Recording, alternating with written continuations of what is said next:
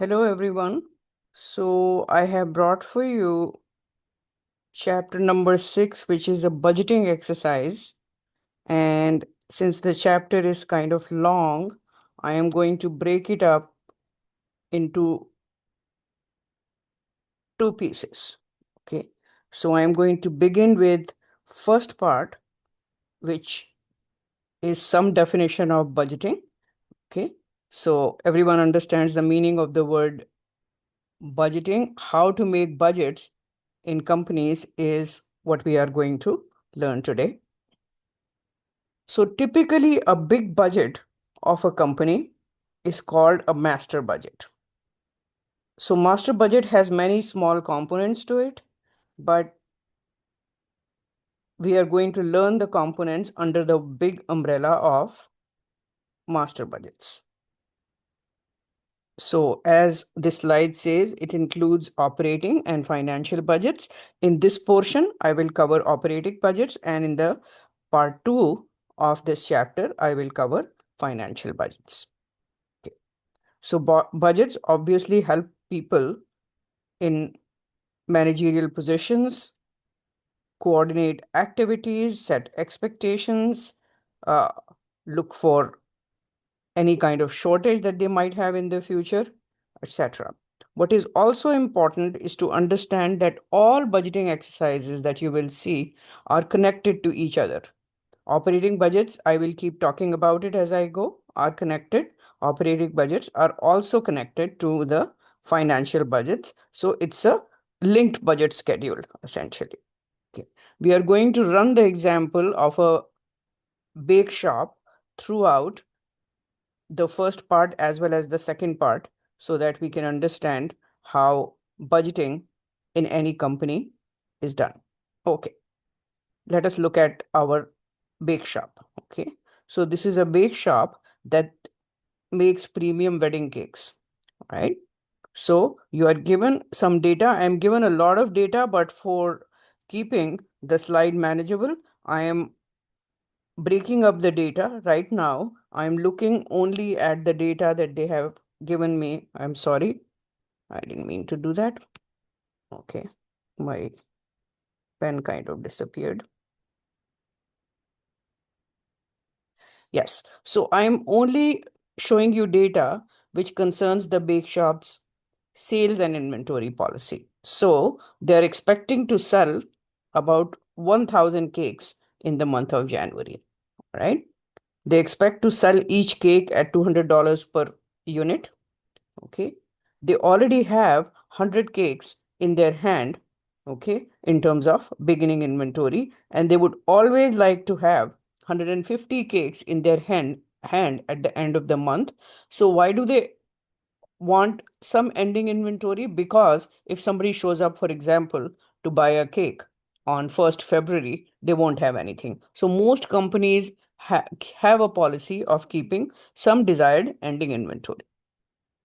Given this information, question is asking you to prepare a revenues budget or a sales budget, as you may call it, okay, and the production budget. So these are the two problems we can solve with the help of the data that we are given. Let's see how we use this information.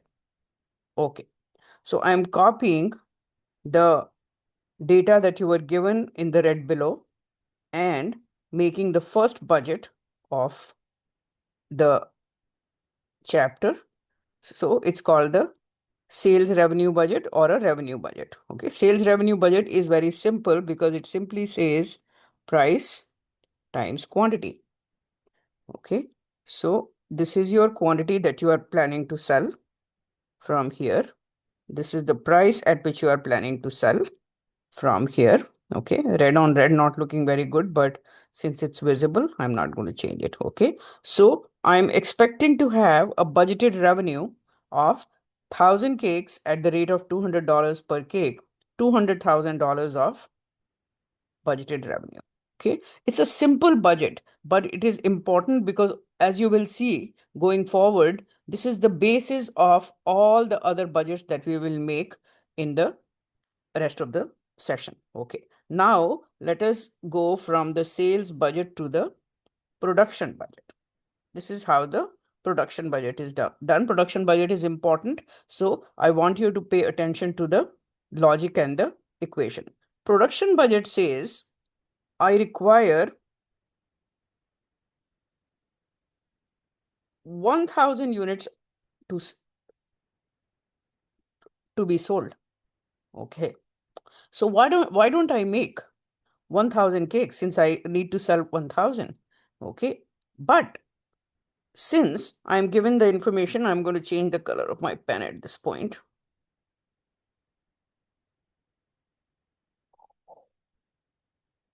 Since I already have 100 cakes in my hand, I don't need to make that many. So how many do I need? I need only 900. But then wait, I have a desired ending inventory of 150. So I need to make a little bit more. When I combine all that, it becomes 1050, which is the solution to my answer. Okay. Now I am going to take you back to something that you had learned in a previous chapter.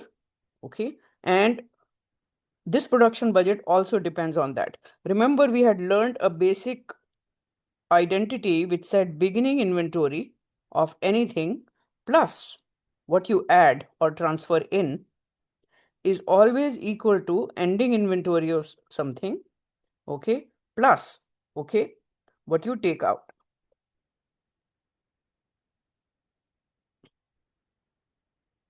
Okay. Production budget is also working on the same idea. What you need to take out is the same thing as what you need to sell, or let's say to be sold. Okay. So if I need to figure out production, which is the amount to be produced. Okay. I massage this equation and I say add is equal to out plus ending inventory minus beginning inventory. Okay. So then I say what is going to get out is 1,000. What I need more is 150.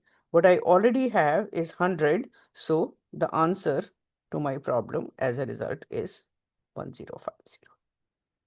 Okay. We have talked about this in chapter 2. This is like a basic identity that works for your bank account. It works for your refrigerator. It works for production budget as well. Okay. Everybody all right? Okay. Now let us look at some of the costs at our bake shop. Okay. We are given a bunch of costs. It says now we are going into the nitty-gritty of production. Now we are saying in order to bake a cake, we need flour, and flour costs $10 per cake. Direct labor costs $15 per hour. Okay. We are given variable overhead, $3 an hour, fixed overhead, $12,000. We will talk about it as we go along in detail, but let's just digest the data now. It also tells us that I already have some flour lying around. Okay. And just like finished goods, company likes to have some ending inventory of flour in their hands so that when the next month arrives, in case flour gets bad, in case they need more raw material, they always want to have some raw material in their stock. Okay. So in this case, their desired ending inventory of raw material is they always want to have 700 pounds of flour. That's just their policy given to us. Okay. The question also tells us that each cake requires 4 pounds of flour. Okay. And it takes 2 hours to finish making it. Okay. Now look at a large list of questions that we are given. Question wants us to make a materials budget, then labor, then manufacturing overhead, then manufacturing overhead rate, and so on. Okay. So we are going to tackle each one of them one by one. Okay. It's a large exercise, but it is not a hard exercise. We are taking the simplest version of the budgeting exercise so that you have the big picture in your mind, and then we'll build on that. Okay. Let's get it. So the first thing I have done is to have copied and highlighted the data from the previous slides. Remember, it is an interconnected exercise, so a lot of numbers from one budget are required into the other. Okay, so first thing that I have done is to have highlighted that I require 4 pounds of flour, and these 4 pounds of flour costs $10, okay, of cost. Okay, I have also highlighted my beginning and ending inventory requirements. Most importantly, I have copied my production budget here.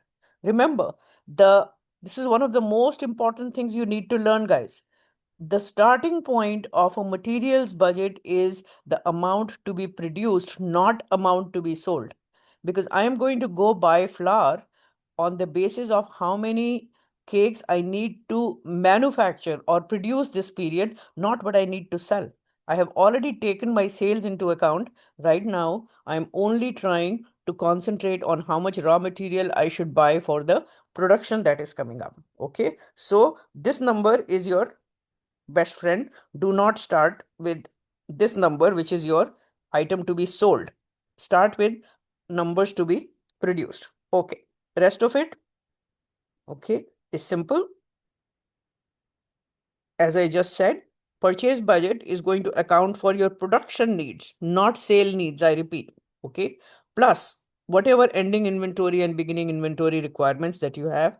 The idea, the formula, and the logic is exactly the same as it was for the productions budget. That is, I have this. Okay, for the current production of 1050 units, since it requires 4 pounds of flour, I am going to require this much flour for my current production needs. Okay, now I say that I already have 500 pounds of flour in my hand, and I require an additional 700 pounds as my desired ending inventory. So using the same formula that I was using, which says beginning inventory plus what you add is equal to ending inventory plus what you take out or subtract. Okay, I'm using the same logic. Okay, and this time I'm trying to figure out how much add as in raw material purchase to do. Okay, the idea is the same. Whatever I need for my production plus my ending inventory minus my beginning inventory. So taking these three numbers, I come up with that I need to purchase 4,400 pounds of flour, which depends on how much I am going to produce, which is the first number multiplied by the flour requirement. And then 700 and 500 are already given to me in pounds of flour, so I don't need to convert that. And I come up with finally the dollar amount. Given that the cost of the flour is $10 per cake. Okay. Oh, no. Okay. I should have said per pound. Okay. This one was, let's say it's per pound number. I'm sorry. Okay. If it is a per pound number, okay, then for 4,400 pounds, I need 10 pounds of raw material. Sorry, 10 pounds of cost per pound. And I am going to need $44,000 to buy the raw material that I need for the period. Okay, everybody all right? Okay. Direct labor budget is easier. Once again, I copied all the information. First information, I need to produce 1050 units. Second information, I require 2 labor hours in making each cake. Third, okay, it costs me $15 per hour. Okay. Now I say direct labor is going to put together these three numbers together. Step number one, to make 1050 units, I am going to require 2 hours per unit, meaning 2100 hours total. I am going to pay $15 per hour to my labor guys. So I will be paying $31,500, okay, as a budgeted direct labor cost. Okay, simply again multiply price by quantity. Okay, this is your quantity, this is your price. Okay, price times quantity equals 31,500. Easy peasy. Okay, next, we talk about the third manufacturing cost, which is our manufacturing overhead. Once again, okay, I show you three questions that can be made out of the manufacturing overhead. First is a simple budget. Second is a budgeted overhead rate, something you have learned before, and then bring it down to what is the manufacturing overhead cost per unit. Okay, let's concentrate on the basic number, okay, which is number of units to be produced. Second, how many labor hours you would require. Why? Because your overheads are typically based on labor hours. Now you are given the information. Variable overhead is $3 per hour and fixed manufacturing overhead is a lump sum. Okay. Let us try to solve the overhead budget. Remember, overhead budget is a combination of variable overhead plus fixed overhead. Since you are given two components of the information, we are dealing with it like that. Okay. For 2100 labor hours, okay, we are paying $3 per labor hour. Okay. So variable overhead would be price times quantity, 2100 times 3. Fixed overhead, I just add. Okay. Because it's given to me for the entire month of January. So I combine these two numbers and I come up with total manufacturing overhead. Once I have total manufacturing overhead, remember I can calculate budgeted overhead rate. You know how to do that. You know budgeted overhead divided by the number of direct labor hours or budgeted direct labor hours. Okay. So I have the budgeted overhead here and I have the budgeted hours here. I divide and I say my budgeted overhead rate is $8.71 per direct labor hour. Okay. I'll show you why we need that on the next slide, but that's our rate. Okay. Now, if someone says instead of total manufacturing overhead, what is your manufacturing overhead per unit? Okay. What do? You come up with the rate and you multiply it by 2 hours, which are actually used. Remember, each unit requires 2 hours. You recall how we used to calculate applied overhead, step number 2 in job order costing. Step number 1, you calculate this rate. Step number 2, you say overhead rate multiplied by actual direct labor hours used. In this case, we are using 2 hours. So we say rate times hours. This would be the total amount of overhead that we are going to apply to each unit. Okay. Now it is time to put everything together for this company. Integration of cost will happen. Now I'm going to pull up a lot of numbers from here and there. Okay. So just be with me and trust me that these numbers are there in previous slides. Okay. First thing, direct material. Okay. We required 4 pounds of direct material, $10 per pound. So $40 worth of raw material is needed. Labor, we just calculated. 2 hours are required to make each unit. Each hour is paid $15. So $30 per cake. Finally, manufacturing overhead. Okay. It should have been a plus. Sorry. Okay. 2 hours at the rate of $8 something that we calculated on the previous slide. So this one. Okay. We combine all these. Okay. Notice you don't see this information in financial accounting. How is the per unit cost of anything brought about? Okay. It is done through this exercise of combining material, labor, and manufacturing overhead requirements. Okay. Once we have the per unit cost, now we can figure out what is likely to be our ending inventory and what is likely to be our cost of goods sold. Remember, our manufacturing cost is broken up into two. Okay, sold and not sold. Not sold is your inventory calculation. Sold is your cost of goods calculation. So direct material inventory. Okay. Remember, this was your ending inventory of flour at $10 per pound. It's $7,000.